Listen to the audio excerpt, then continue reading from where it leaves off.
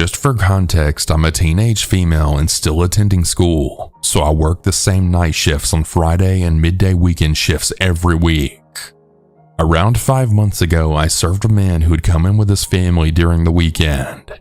He was really rude to me and my coworker, constantly demanding extra stuff, claiming the food wasn't fresh, and was also very strict to his family.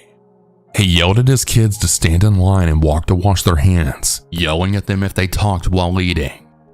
When he was beginning to leave, he randomly came back to me, guiding his crying daughter to tell me thank you for the food. She was clearly upset and embarrassed, trying to hide her face. I didn't see him again until maybe 5 weeks ago. Every Friday when I work the night shift by myself, he comes in to buy food but eats in the store by himself. My other coworker leaves 2 hours before closing, and all I have to do is the last bit of orders and then clean with the store closed and then the lights off. Each time he was being overly nice, but it felt so performative. Like he would smile, give me a compliment, and then his face would drop and wait for my reaction. He creeped me out, but it wasn't any reason for concern until 2 weeks ago. He ate inside again and left. Maybe an hour later, I closed up the store and then cleaned, finishing up at around 11:30 p.m. I left through the back car park and went to the strip of stores across the road since I wanted to go to the bank and further down the street to the laundromat to wash the aprons since no one had bothered to do it before. When going to the bank, I saw the man again, waiting outside the bank on his phone. Didn't think anything of it. I saw him before and it made sense to me that he was there. I walked right past him without acknowledging him down the street until I noticed him following me. Each time I stopped, so would he. If I randomly turned or crossed the road, he was still there. He always kept a gap between us. I was also doing random stuff to see if he would do the same. When I finally reached the laundromat, he stood in front of the door just watching me. Not really knowing what to do since the laundromat is a long hallway and not wanting to be face to face with him when I came out of the entry, I booked it for the fire escape on the opposite end, which led to an alleyway surrounded by the sides of apartments. It took me ages to walk out of the alleyway until I finally reached the street where I could walk around the block of stores back to the bank and diagonal to the car park. I looked down the street again and I didn't see him. I told my coworkers and boss about this. I now no longer have the night shift and work Fridays after 4 p.m., and my coworkers have been keeping a lookout, but I haven't seen him since.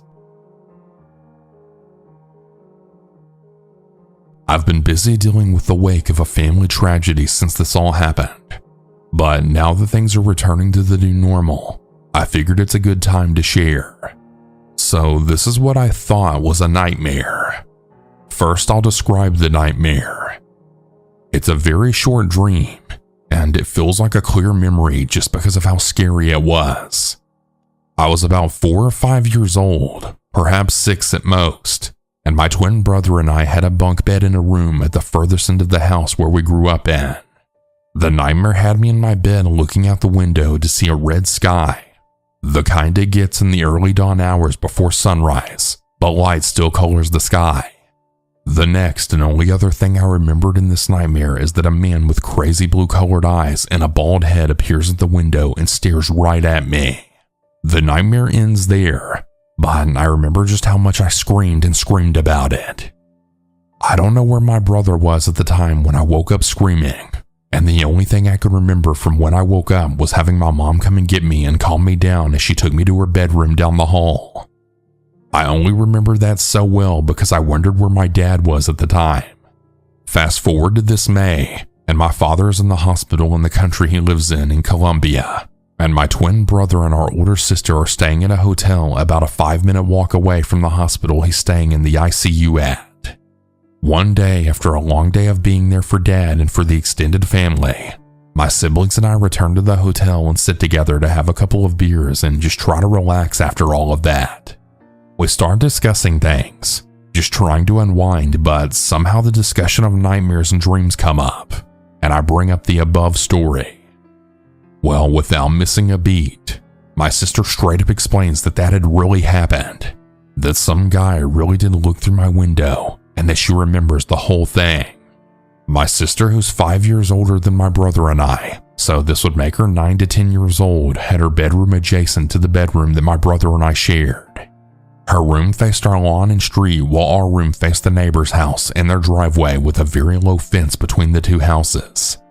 While she didn't get into too much detail about the days before this nightmare and event, she said that she had been followed by a bald man in a truck as she had rode her bike home with some friends a couple of times before. The day immediately before this nightmare was no different, but the man this time actually drove right past the house. At the time, she was a latchkey kid since my brother and I had to go to a special school about 45 minutes away from our hometown for a speech impediment that many twins have, and my mom had to pick us up rather than be home for my sister after school. But she was never home alone for more than an hour. That afternoon and evening was pretty normal as she remembers it. My dad came home from his job. He worked as a part-time cop and worked in a local hardware store. We then all had dinner, did homework, played, and did the usual family things before bed. That night around 12 to 1 a.m., this bald-headed dude had parked down the street at a small industrial park and walked up to our house and tried to get in through my sister's window, which woke her up, and she then screamed when she saw the man nearly opening the window as it wasn't locked. My dad stormed in and tried to shove the guy out or tried to hit him with the nightstick he had. My sister doesn't remember exactly, and this caused the guy to run off, but only for a short time, as he came back a moment later to try and get into the window in my room. He tried opening the window, but it was locked because my mom didn't want my brother and I to open it because our bed was right up against it. My sister said I screamed as loud as I could, and my mom went in to get my brother and I while my dad tried to go after him by running out of the front door to chase him, but to no avail, as the guy hauled ass right through our backyard.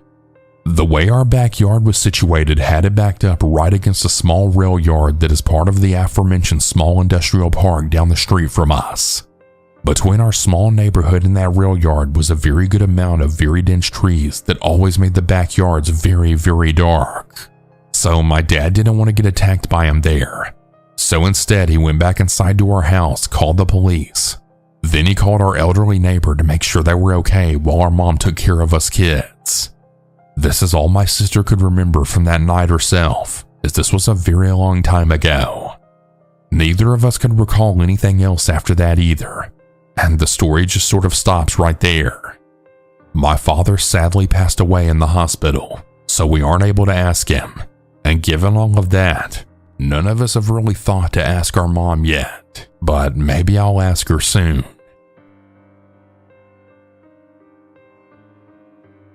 The story goes back to the 90s. I was 7 or 8 and going home from school, a 5-minute walk in a safe district, but there was something waiting for me on my way home that day. I remember a man, a smile, a big hand reaching to me to shake my small one, and 2 meters away there was another man leaning on a car with its door open. I did shake his hand, and I remember him not wanting to let go of my hand. He had started asking questions about school and teachers.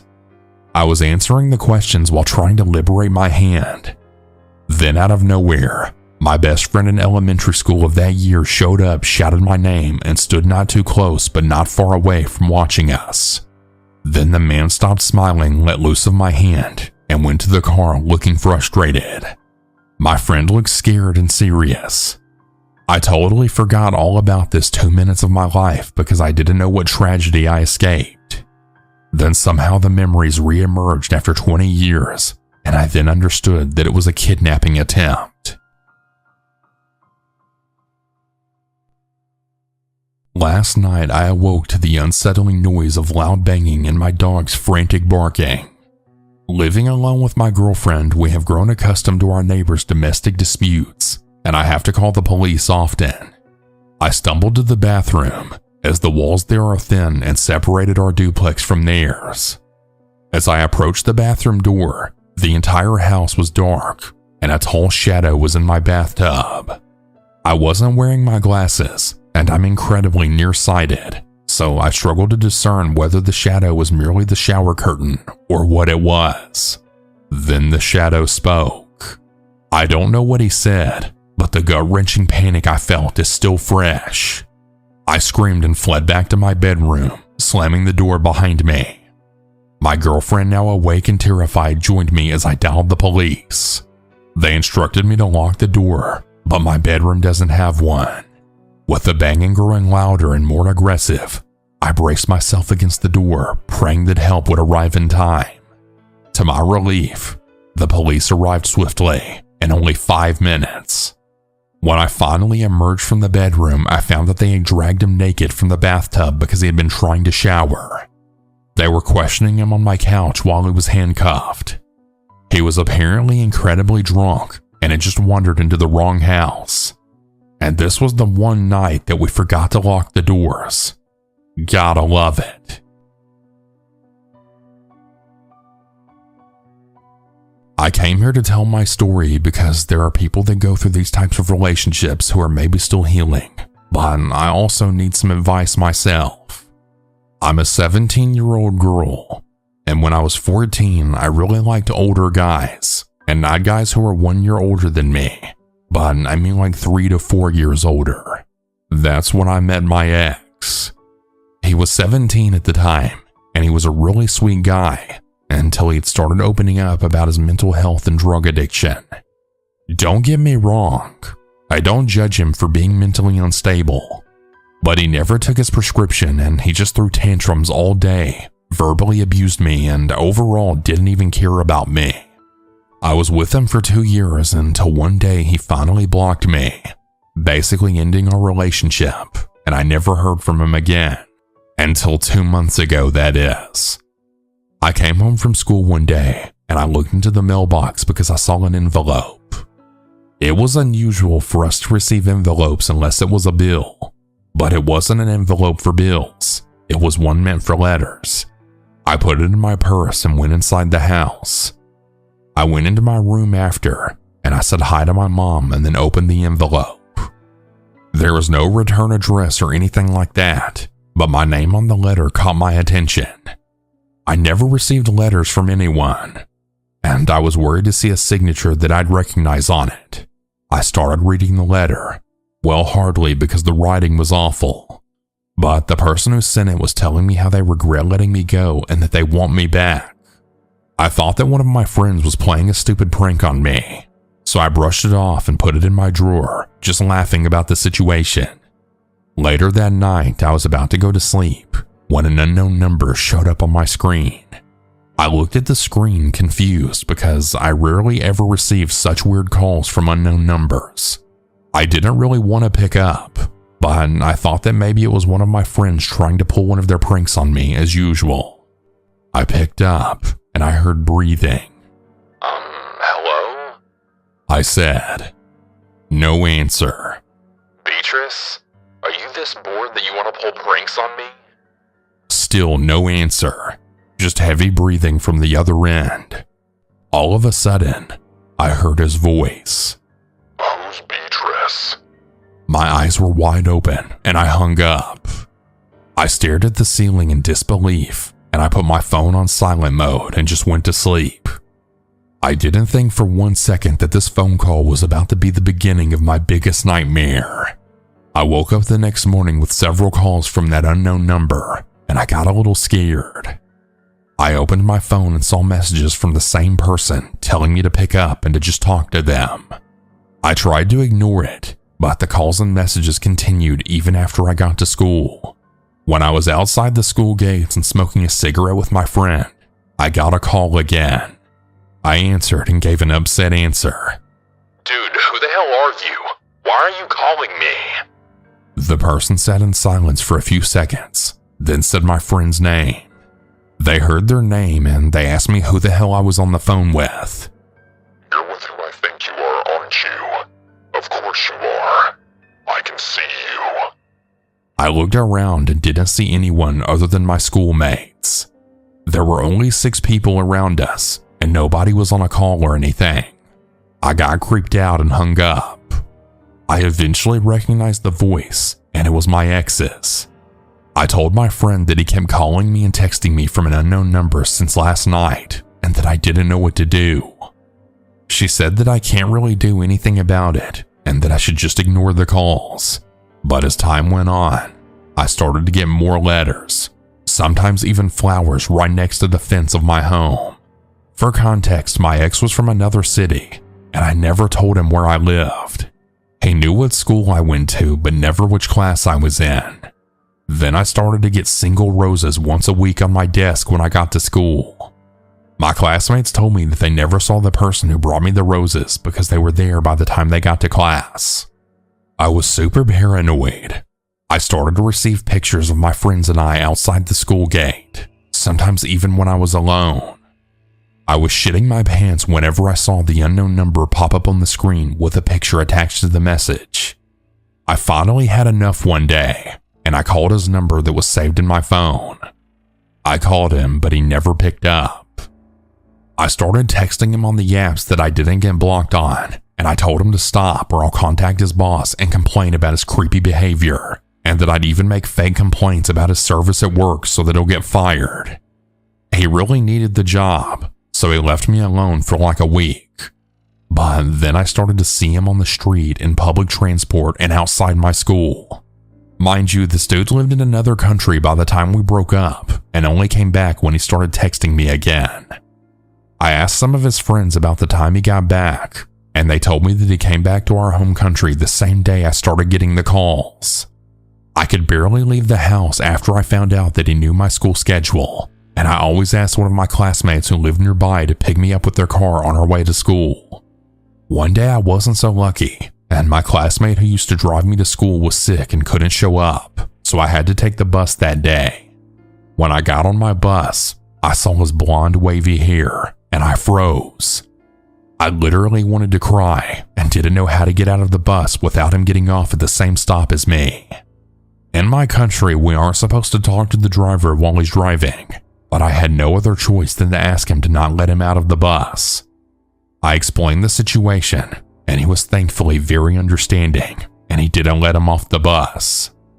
My ex was banging on the glass doors and screaming to be let off at the stop, but the driver just kept the door shut and drove off.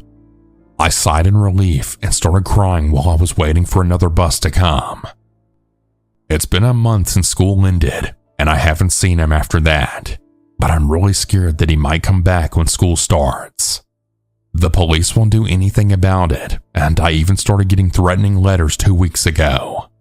I carry a pocket knife with me whenever I go out, and I even changed my phone number, but I don't know what else I can do. I also want to mention that he has a twin brother. I knew this, but I never thought that maybe his brother is also involved in this.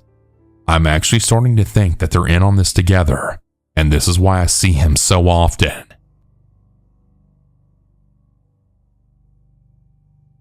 I went to a wedding of my friend Courtney about 2 days ago, and I still can't shake my mind over what happened. For context, I grew up in a very religious household and went to church every Sunday, and Courtney is probably the only person from my old church that I still keep in contact with. The situation started at the reception. Courtney was super excited to see me, and was definitely the only person who felt that way, judging from all of the staring from the people at my old church. I sat down at my table and started playing something on my phone when some guy sat next to me. He said that the seating chart said that he was supposed to sit at my table, and then introduced himself as the groom's friend, Anthony. He was pretty cute, so I spent a lot of time talking to him, and we really hit it off.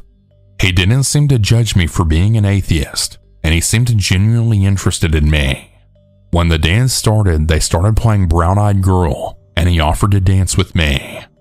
We danced together for most of the night until he left to go to the bathroom, and a little later I did too. When I came out, I saw that my purse wasn't on the table, which was weird because I swore I left it there.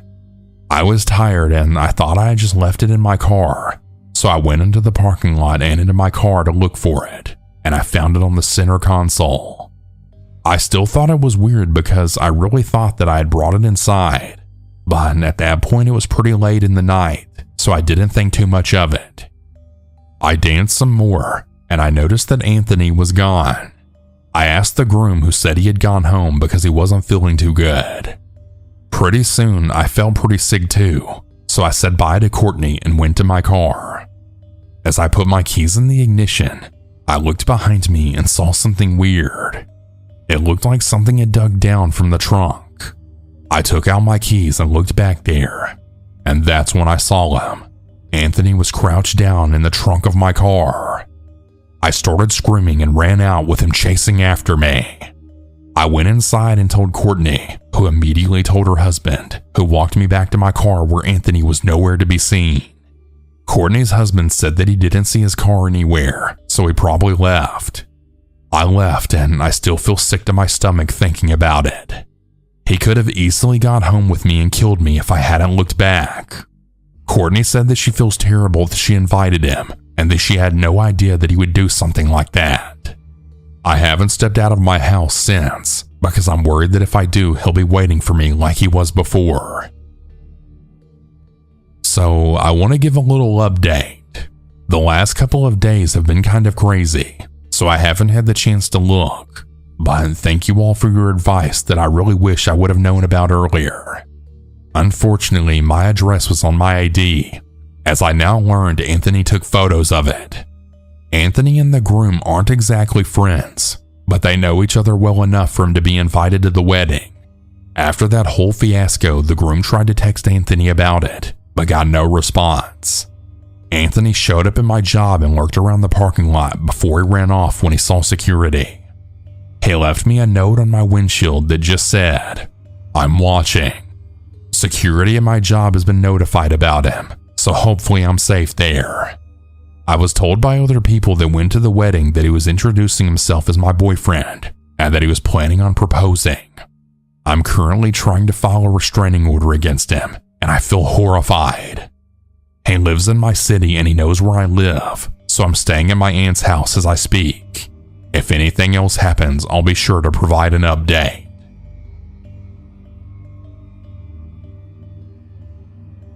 A guy I used to work with really wanted to take me hunting. I work at a big retail store as a self-checkout host.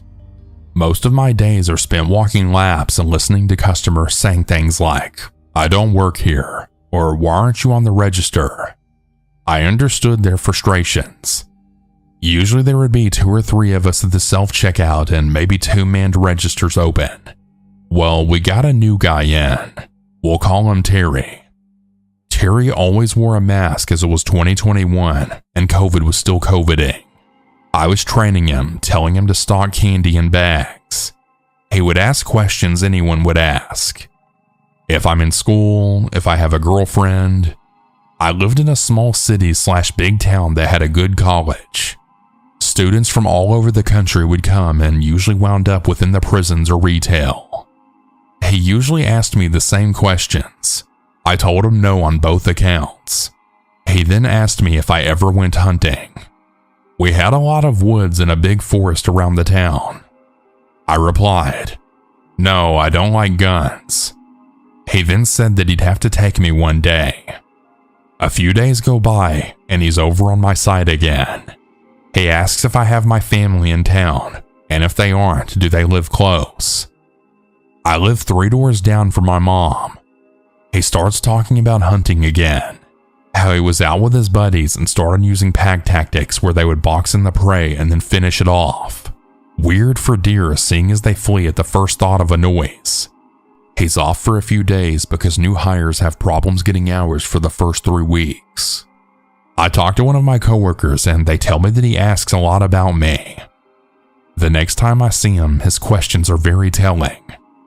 How tall would you say you are? How much do you weigh? How well do you know the woods past so-and-so street? I'm a big guy at 6 foot and 300 pounds, and when he brought up hunting again, a creepy thought would send chills down my spine. Come on, man, you'd like it. Just some good old boys shooting the shit late at night in the middle of the woods. Then the real fun starts right before dawn. They won't know what hit them. The mask hid most of his face, but I could see a rise when he smiled. I don't know why I thought that would be a great way to convince someone. Other than feeling like they were about to hump me, it sounded like I would have been bored as hell before. I must have made a face or something, because then he turned and walked away quickly. I told a couple of coworkers about it, but that was his last day. I never saw him again, and I hope I never do. There's this street dog near my college campus that I see every day. It is one of the older dogs, so it's always sleeping and very calm in general. I live very near to the college, and my friend and I usually go for a walk late at night after dinner. Tonight was no different, and we were walking around the same route. It's a residential area, so we've never felt unsafe since there are always college students or other families out on the road walking around. We were on our third lap, and this dog was sitting at its usual spot. While we were walking past it, I was gushing about how cute it is and was clearly distracted. Suddenly, my friend said there was a weird car behind us. I turned around to see there was in fact a car driving at a really slow speed. The car pivoted towards us, which made me think that maybe it wanted to park where we were walking and it just might be a random family. As I was about to convey these assumptions to my friend, we heard a dog barking and turned around to see it chasing after the car. Both my friend and I are scared of dogs, so she stood behind me hoping I would save her, but right when I turned around, it was the same street dog from before. I knew right away it wouldn't harm us. The car suddenly sped past us, and the dog didn't chase us or anything, instead just stood on guard. When we recovered from the shock of it all, we both had the same realization that the dog might have just saved us. We still don't know if that car had any evil intentions, but the way it sped right when the dog started barking, the timing of it all was just way too bizarre. Plus, it was driving so slow that both of us didn't even realize until it was way too close to us. Needless to say, that dog will be getting extra pets from me every time I see it. This just happened to me like 30 minutes ago, so I'm rather shaken up. A friend and I were walking down the street back to my apartment. It was dark out since it's late here. As we were walking on the sidewalk past a dark parking lot, a woman approached us out of the shadows. She was waiting there for us to approach her, so I thought it was strange. There was also another woman walking alone about half a block ahead of us that passed by her. She didn't stop this woman. She stops us by looking me in the eye and then saying, "Excuse me, I think you're so beautiful and I want to know your name." I thought this was weird, so my friend and I just looked at each other and both just said, Then she said, "I promise I'm not being weird." Still, we didn't answer and kinda just stood there in shock. The woman got more urgent with her pleas, then said, "Please, I just really want to know your name." And finally, I kinda just snapped out of it and then said, "No thank you," and then we walked away. I turned back to see where she went because I got such a bad gut feeling about this, and I saw her talking to a man in a car across the street. They were both looking at us. Then she got in and they sped off. Here's what I think happened. The man with the woman in tow were on a prowl to find a woman to sex traffic. They saw us walking from way down the street and then drove up the street to try and get into position before we walked over there. We didn't notice because it was dark and there was a lot of trees and the street was long. He told her to try and get me in the car, and she tried but failed. I want to know what you guys think though. Do you guys think this was a sex trafficking scheme to try and get us in the car? Why would she be so urgent and aggressive about my name? What was that man doing there? Should I be worried they'll come back? I live about a block from there, so I'm still very scared. I go to the gym rather late. I'm a parent and a college student, so late night gym sessions work out well for me. I once got out of the gym around 12 a.m., stopped at a gas station to put some air into my tires, and I noticed a man kinda eyeing me from afar. Then he came up to me offering to finish for me. I declined. He then went on saying that I have a good figure and that I was really pretty. I thanked him, then tried to go about my business. He keeps talking, and he mentions how I remind him of his girlfriend who died a couple of years ago, and how he's in Arizona trying to get his shit together. There was a red car parked next to me, and it was full of stuff in the back like someone lived in it.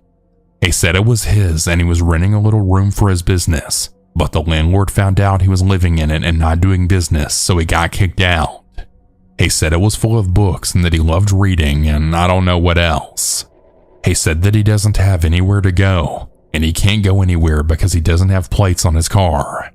He asked if I would follow him back to the office so the police would avoid reading his plates, since around this time there's a bunch of them. I already knew this was a major red flag, but I was raised as a people pleaser and I couldn't say no. After I said yes, I just knew I had made a mistake and I tried to turn back. He said it's fine, that it's just down the street and that it'll be quick. I follow him and we get to the office. It's in a dark alley, no one was around, and there were no street lights. He tried to talk when he got out of his car, and I kept my windows rolled up with a small crack, just enough for him and I to hear each other, but not so much that he could reach inside, and I kept my doors locked. He then asked if I wanted to come inside and see his books that he bragged about so much and how they helped him cope with his girlfriend's death. He then opened the door to his office and he tried to convince me that there wasn't anyone there, that it's safe. But all I saw was one exit to a small-ass room and he was standing right in front of it. I did see the books, but it wasn't enough to convince me. He said that he would bring them outside, but they're too heavy. I declined and said no, that I won't be going in there with him. But he kept trying to talk me into it, saying he's not going to do anything to me. He just wants to show me his books in his office. I declined again and said I would be leaving. He then stopped, was quiet for a bit, then said, "You know what? You're smart." After that, I sped off and I never saw him again. I'm now at a phase in my life where I say no to anyone and I'm always armed. I realized that I did put myself in that situation, and I also thank myself for being smart enough to get the hell out of it. I just wanted to share and spread awareness.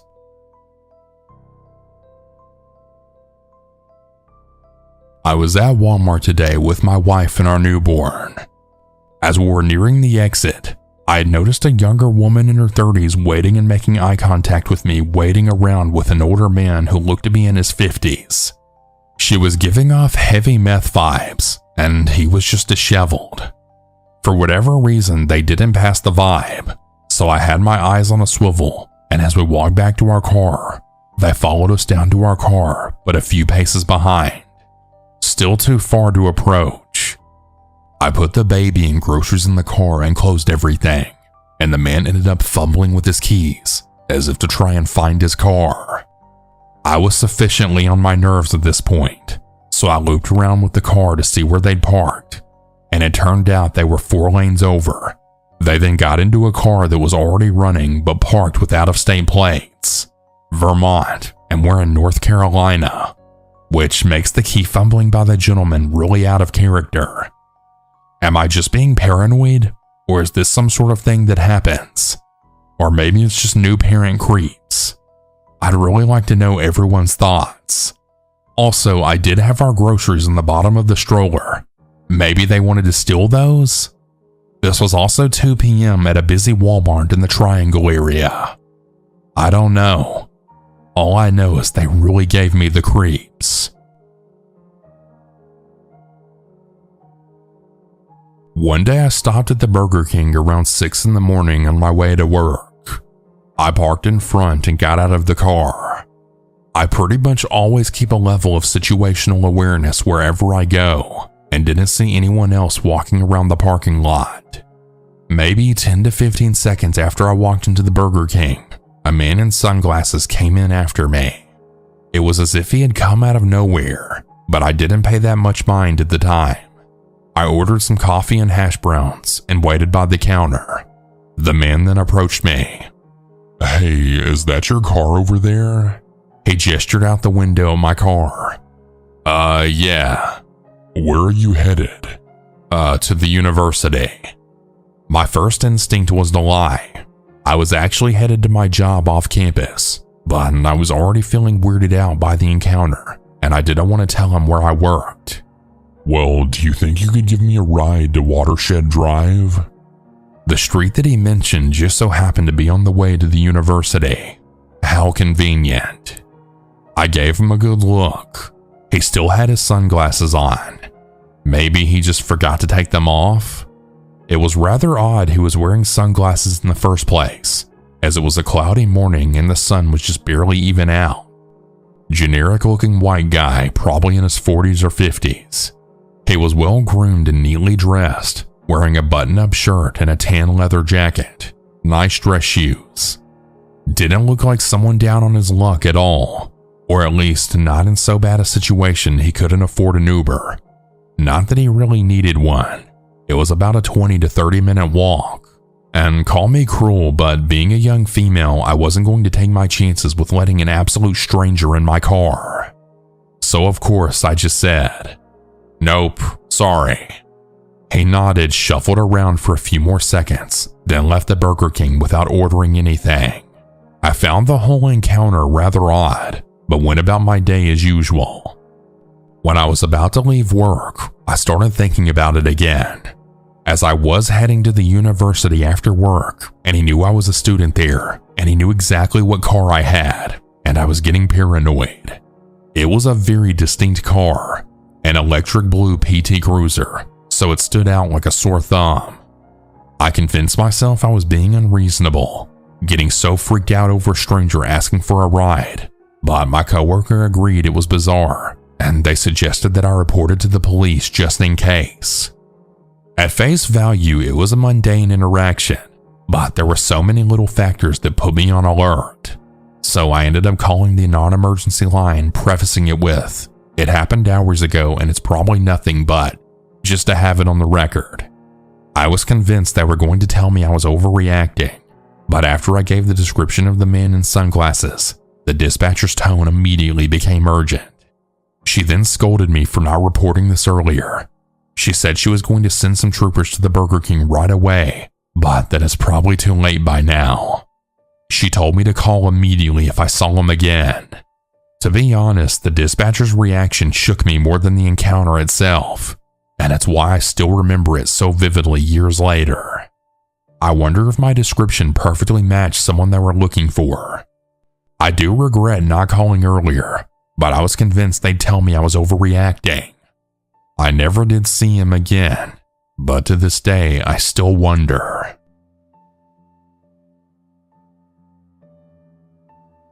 So I recently got a job at Walmart in online grocery.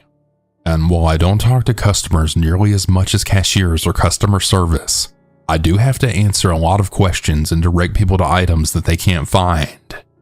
There are plenty of stupid people who don't look before asking me where something is, and the people who are just plain rude. But besides this one encounter, I haven't really had a problem with creepy men. At my past jobs, I was used to men making horrible comments about my body and body mods. But I guess at Walmart there's always someone weirder walking around, so I don't get as many. It started at around noon when I went out on my first pick run of the day. I was in the soda aisle struggling to fit a box pack of beer into my cart when this guy came up and helped me. He was probably in his early to mid-20s. This kind of adds up to the creep factor because I only recently turned 18 and I haven't switched out my yellow name tag yet. He was a bigger guy, a bit shorter than me, and he was wearing a corn shirt. I thanked him for helping me and said I liked his shirt. He said it was no problem and then complimented my hair. No big deal, right? I pick up my handheld and get back to bagging soda and praying that I don't get sent on exceptions that night. Around 15 minutes later, I'm in the soup aisle crouched on the floor bagging 20 cans of Dinty Moore. Not my finest moment. Someone walks up behind me and then says, "Hey, excuse me," and I'm already excited to talk to them. Nobody, and I mean nobody, says excuse me whenever they want my attention. I stand up and turn around to see the same guy. He says he's been looking everywhere and he can't find the baking soda, and that he knows that he probably passed it, but he wants to make sure he's looking in the right area. The baking aisle is just a few over, and what a coincidence. The next thing I need for my run is bread flour. I tell him I'm heading over to the aisle the baking soda's in right now, and I'll show him where it is. He says thank you. I finish scanning the Dinty Moore, and we head over. It was a Tuesday and completely dead. Like I was seeing my coworkers more often than customers. We get to the baking aisle and I show him the baking soda before getting to picking out the bread flour. I had a lot to pick from in that aisle, so I was there for a good 10 minutes picking different items, and I couldn't help but notice that he put a tiny box of Arm & Hammer into his cart, and he was just standing there on his phone, occasionally looking at me. A little strange, but maybe he's texting someone and feeling a bit awkward that neither of us has left the aisle. Who knows? I finish my pick run, stage the totes into the cart, and bring it to the back. I go on 2 more runs before my first 15-minute break, and I catch a glimpse of Corn Guy every so often.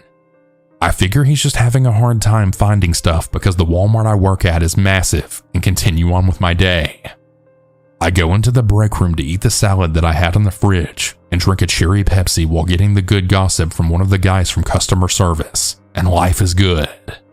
For a second, I thought I saw Corn Guy walk past the door, but I figured it was just an employee wearing the same shirt and didn't think of it again until later. My manager tells me to do 3 more pick runs before I go to the back to start dispensing orders, and I then head out on a produce run. Easily one of the worst types, as the produce section is super confusing and always crazy busy. I get to the produce section and start doing my thing, when I then see Corn Guy standing next to the corn stand. I laugh to myself for a second before realizing that it's 1:30 a.m. at this point, and this guy has been at Walmart for at least an hour and a half. There are only 3 things in his cart. I try not to look in his direction so he doesn't try to talk to me, and get back to bagging onions and weighing apples. At this point, I'm getting some serious weirdo vibes from this guy. He walks up to me and says hi. I say hi back and I ask him if he needs anything. He proceeds to go on the creepiest tirade I've ever heard. I remember almost exactly what he said because I was standing there in absolute horror the entire time while holding a bag of apples. He said, "I just wanted you to know that you don't need to eat salad if you don't want to. You don't need to lose weight. If you're trying to impress that guy you were talking to, you should just go for someone who'll love you for who you are, not someone who would want to change you like that. You're so beautiful." I stare at this man in shock. For one, I eat salads for lunch because I freaking like them. It sure ain't a healthy salad either. Those things are loaded with Caesar dressing and bacon bits. Second of all, I have a boyfriend already. It's not Gavin from customer service, and he's also fat and couldn't care less of what I eat. Third of all, I take offense that some random creep thinks that I, a grown-ass woman, have been waiting all my life to be validated by him, a man who spends all day at Walmart without even being paid for it. Needless to say, I'm horrified and embarrassed because he just said this in front of multiple other customers who are giving us weird looks and pissed off by the audacity of this damn weirdo. I can't tell him any of this though. I stick with telling him that I think that's inappropriate for him to say, and he needs to stay out of employee-only areas like the break room, and if he needs anything else, he can go ahead and talk to customer service. He looks shocked as if this wasn't the nicest way I could have ended the conversation, and I end my pick run early to go talk to a manager. In the back, I tell my manager all about Corn Guy, how he's been following me, and how I'm not going back out to pick tonight unless we know for sure that he's gone.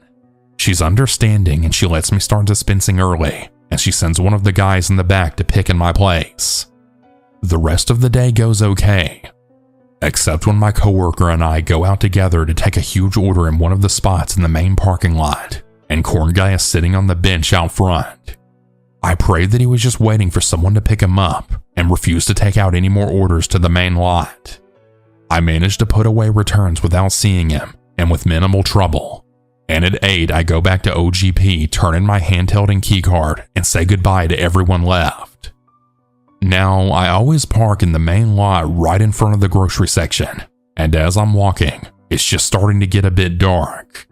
It had been raining on and off the whole day, and it was the perfect balance of summer warmth and cold rain outside. As I'm unlocking my shitty old CR-V, I see Corn Guy approaching me. I'm really scared on what the hell he wants from me.